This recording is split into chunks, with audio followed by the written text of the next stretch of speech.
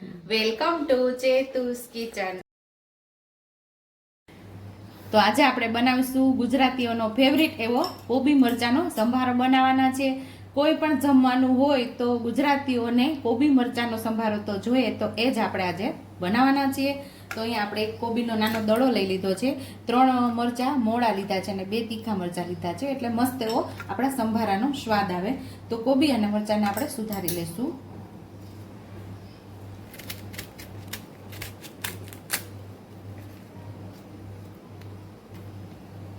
તો આવી રીતે આપણે કોબીને સુધારી લઈશું. તો આપણે મરચાંને આડી ઊભી 4 ચીરું કરી નાખી છે, એટલે કે નાના નાના ટુકડામાં આપણે સુધારી લીધા છે. દાળ ભાત હોય કે શાક પૂરી હોય કે પછી ગાંઠિયા હોય, એમાં આ કોબી મરચાંનો સંભારો ખાવાની ખૂબ જ મજા આવે છે. તો હવે આપણે આનો વઘાર કરી લઈશું. ગેસ ઉપર આપણે કઢાઈ રાખી દીધી છે, એમાં નાના ચમચા જેટલું તેલ ઉમેરશું.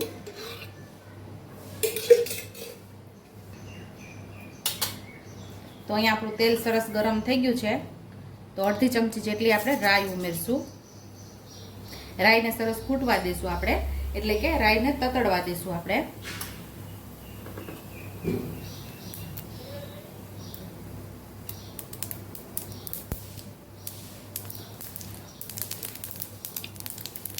પાંચ ચમચી જેટલી હિંગ ઉમેરશું.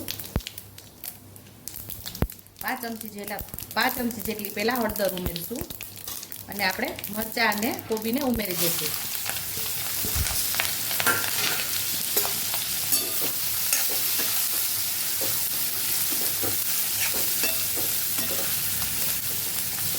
અડધી ચમચી જેટલું ધાણા જીરું ઉમેરશું. સ્વાદ મુજબ આપણે મીઠું ઉમેરશું. આ મરચાંને આપણે એકદમ પકાવવાનું નથી, થોડો કાચો પાકો હોય ને તો આ સંભારાનો સ્વાદ બહુ મસ્ત એવો આવે છે. વડીલો હોય એ ખાઈ ન શકતા હોય તો આને આપણે બહુ પકાવવો પડે, પણ કાચો પાકો આ સંભારો ખાઈએ તો આનો સ્વાદ બહુ મસ્ત એવો આવે છે. તો આપણે આને ઢાંકીને 1 થી 2 મિનિટ આને થવા દઈશું. સાવ ગેસ ધીમો રાખીને 1 થી 2 મિનિટ જ આપણે પકાવવાનો છે. તો અહીં આપણા 3 મિનિટથી આપણો સંભારો પાકે છે. હવે આપણે એને જોઈ લઈશું. વચ્ચે મેં એકવાર હલાવેલો તો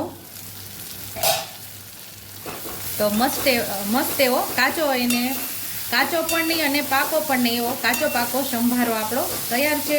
સર્વિંગ બાઉલની અંદર આપણે હવે સર્વ કરી લઈશું.